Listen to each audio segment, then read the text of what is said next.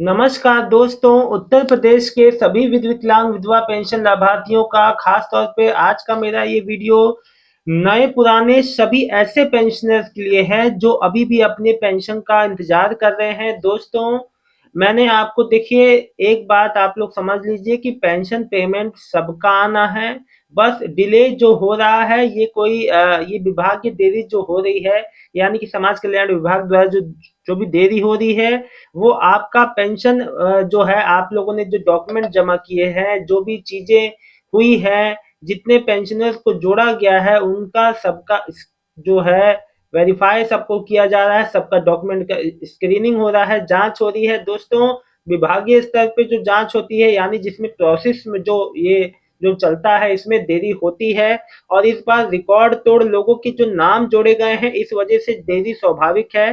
दोस्तों, मैं आप लोग को बता दूं, आप लोग को किसी भी तरीके से कोई भी परेशान होने की बिल्कुल भी आवश्यकता नहीं है। पेंशन पेमेंट सबका ही आना है, भले थोड़ा डिले हो रहा है। साथ ही साथ दोस्तों, मैंने आपको पहले भी बताया था, अभी बता रहा हूँ, यूपी में वृद्धावस्था पेंशन लाभार्थियों के लिए चौतरफा खुशखबरी आ रही है। माननीय योगी जी ने जो है यूपी में वृद्धावस्था पेंशन को फैमिली आईडी से जोड़ने का निर्णय ले लिया है। इस पे मंजूरी भी कैबिनेट की हो चुकी है। 3-4 दिन पहले ही मैंने आपको बता दिया था। ये तो बहुत बड़ी अपडेट है, आपको कहीं चक्कर लगाने की जरूरत नहीं है। आपको खुद ही विभाग द्वारा फोन आएगा और आपको पेंशन लेने के लिए पूछा जाएगा कि लेना है कि नहीं। तो दोस्तों, बहुत ही अच्छी चीजें हैं जो कि अभी समाज कल्याण विभाग में उत्तर प्रदेश में हो रही हैं। साथ ही साथ मैं आपको बता दूं दोस्तों, लेकिन एक बात मैं आप लोगों से कह दूं, पेंशन वृद्धि को लेके अभी कोई भी अपडेट नहीं है। उत्तर प्रदेश में अगर पेंशन वृद्धि को लेके कोई अपडेट आएगी तो वो भी मैं आप लोग को बताऊंगा। फिलहाल इस पे कोई भी अपडेट नहीं है कि आपका पेंशन में वृद्धि कब होगा। दोस्तों, एक बात मैं सभी नए पेंशनियर से मैं एक बात कहना चाहता हूं, देखिए, अगर आप अभी भी अपने बैंक में डीबीटी एनपीसीआई नहीं किए हैं तो अगर आपका पेंशन आएगा तो आपके लौट जाएगा, रुक जाएगा, नहीं आ पाएगा। इस वजह से अभी आपके पास समय है, घर बैठे आप अपना बैंक में देखो वो वाला जो बैंक का जो आप जिसमें ट्रांजैक्शन करते रहते हैं, जिसमें एक सज्जन ने मुझे पूछा था जो कुछ समय पहले कि क्या सर हम कोई जो पेंशन वाले अकाउंट में पैसे जमा नहीं कर सकते? ऐसा बिल्कुल भी नहीं है। आपको वही वाला अकाउंट का विवरण देना है जिसमें आप ट्रांजैक्शन करते रहते हैं, एक्टिव रहता है। मालूम चला ऐसे बैंक में आपने आधार सीडिंग या डीबीटी एनेबल करा रखा है जिसे आप इस्तेमाल ही नहीं करते, वो एक समय से बंद पड़ा है, दिक्कत है उस अकाउंट में, आपने वो डिटेल दे रखी है। वैसे मैं आप लोग को बता दूं दोस्तों, डिटेल आप लिख के कुछ भी चले आओ, लेकिन आपको बैंक उसी बैंक में आपकी पेमेंट आएगी पेंशन जिसमें आधार सीडिंग हुआ पड़ा है यहाँ, क्योंकि आपका अब पेमेंट जो है डीबीटी एनेबल्ड खाते में ही आता है। जहां आपका डीबीटी होगा जिस बैंक में, उसी बैंक में आपकी आधार बेस्ड पेमेंट आ जाएगी।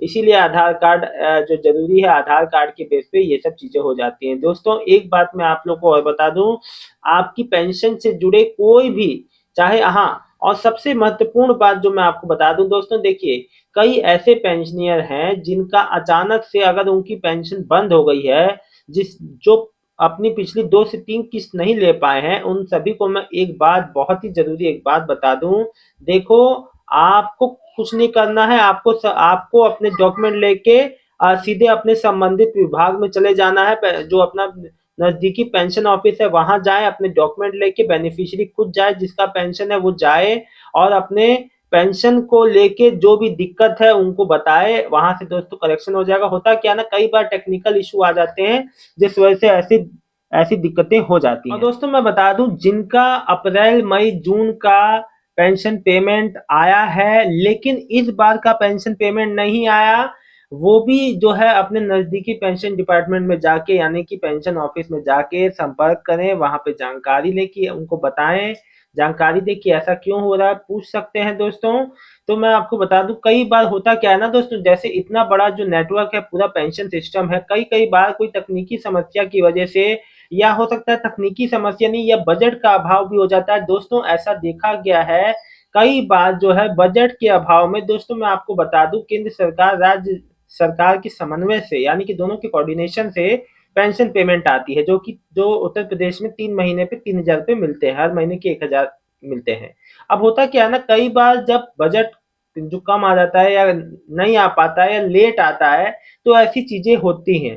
कई बार टेक्निकल इशू हो जाते हैं। तो एक वजह नहीं है जिससे मैं आपको बताऊं कि यही दिक्कत है दोस्तों, कई ऐसी वजह होती हैं दोस्तों। साथ ही साथ मैं आपको बता दूं, जो पेंशन लाभार्थी जो हैं, जो अब अपनी अक्टूबर नवंबर दिसंबर का किस्त का इंतजार कर रहे हैं, वो अब उनको बस उनका इंतजार जो है दोस्तों, अब लगभग दोस्तों मैं आपको बता दूं, इस महीने से तो नहीं, अगले महीने से दिसंबर से, जैसा कि आपको मालूम है लास्ट मंथ से ही पेंशन लगना चालू होता है। अब तो दोस्तों फिर भी समय पे आ जा रहा है। पहले थोड़ा सा जो चौथे महीने में, यानी कि 3 महीने का किस्त जो चौथे महीने में आता था, लेट तक आ जाता था, लेकिन अब जो है पेंशन पेमेंट जो तीसरे महीने से ही आ रहा है, 1 साल के भीतर, एक 1.5 साल से मैं देख रहा हूँ। तो अगले महीने दिसंबर के मिड मिड से, यानी 15 दिसंबर के बाद से आप लोग का अक्टूबर नवंबर दिसंबर का भी पेमेंट आना चालू हो जाएगा। देखिए दोस्तों, आप अपना स्टेटस जो देखना चाहते हैं, आप जो पीएफएमएस पे, अब वो पुराने वाला जो सिस्टम तो नहीं रहा, जैसे आप डीबीटी स्टेटस जो ट्रैकर के हिसाब से अपने एप्लीकेशन नंबर डाल के देखते थे।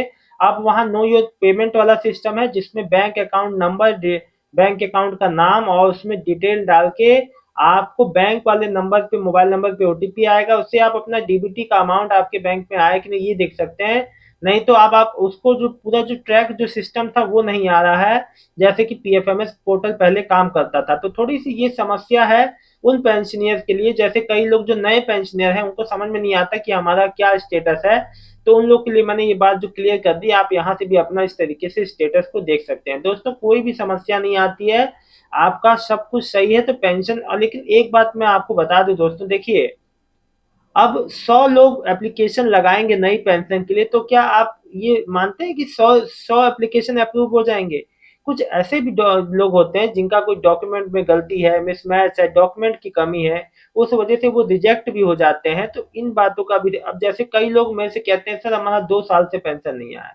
अरे भाई, आपने अप्लाई किया, अगर उस पर कोई भी प्रतिक्रिया नहीं हुई तो आपको संबंधित विभाग में फिर से जाना चाहिए। अगर आप उस चीज को लापरवाही दिखाएंगे तो ऐसे काम नहीं होना। अगर आपके आज के समय में या पहले भी अगर आप एक्टिव नहीं है, या आगे भी अगर आप अपनी चीजों के प्रति एक्टिव नहीं है, आप जो पेंशनियर है, तो ऐसे काम नहीं होगा।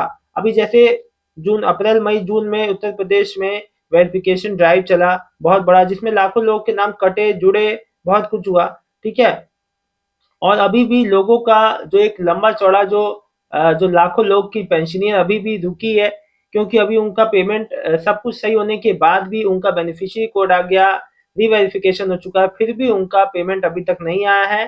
तो चीजें इतनी आसान, मतलब हर चीज का एक जो प्रोसीजर है उसी पूरी पूरे जो प्रोसेस से गुजरती है। आमतौर पे दोस्तों देखिए 4 से 6 महीने के अंदर पेंशन पेमेंट आ जाती है जब से आपने अप्लाई किया, लेकिन इस बार देरी हो रही है। तो कोई नहीं, आप लोग का जितने लोग का पेंडिंग है बहुत जल्दी आ जाएगा दोस्तों। हो सकता है, देखिए पेंडिंग वाले का कोई निश्चित समय नहीं होता, इसलिए समय बताना मुश्किल है। ठीक है ना, एक दिन भी लग जाए, एक हफ्ता, 15 दिन भी, या एक महीने से ज्यादा। तो इस लेकिन मैं आप लोग को बता दूं कि जो अक्टूबर नवंबर दिसंबर का जो जो पेमेंट है, उससे पहले भी जो आप लोग का जो पेंडिंग वालों का है, न्यू पेंशनर का, उनका पेमेंट आ सकता है। जैसा कि कई लोग जा रहे हैं समाज कल्याण विभाग जो कार्यालय में, तो उनको यही बताया जा रहा है कि दिसंबर के स्टार्टिंग में या जो मिड तक आ जाएगा। दोस्तों ये जानकारी अच्छी लगी हो तो वीडियो को लाइक करके चैनल को सब्सक्राइब कर लेना है। किसी भी पेंशनर को कोई भी परेशानी नहीं होना है, सबका पेमेंट सुरक्षित है, धीरे धीरे सभी का आ जाएगा। हाँ, जब आना शुरू होगा तो एक बार में सबका ही आ जाएगा। ठीक है, इसलिए परेशान ना हो, कोई दिक्कत नहीं है। मिलता हूँ नेक्स्ट वीडियो में एक नई जानकारी के साथ। कोई भी आप लोग को अपने पेंशन से जुड़ी कोई भी समस्या है, तुरंत मेरे से संपर्क करें। दोस्तों कल जो है किसान भाई बहनों का पीएम मोदी जी द्वारा किसान जो सम्मान निधि का 21वां किस्त आया। कई भाई बहन कह रहे हैं कि हमारा पीएम किसान योजना का पैसा नहीं आया, तो इस अगले वीडियो में आपको बताऊंगा कि क्यों नहीं आया, कहीं आप ये गलती तो नहीं कर रहे हैं, तो चेक कर लीजिएगा। अगर आप भी उत्तर प्रदेश के किसान भाई बहन हैं, ये वीडियो एक नया वीडियो आज मैं बनाऊंगा, उसमें बताऊंगा कि कहीं आपने ये गलतियां तो नहीं की जिस वजह से आपका पीएम किसान सम्मान निधि का पैसा नहीं आया। तो वो वीडियो जरूर देखिएगा। बहुत बहुत धन्यवाद दोस्तों।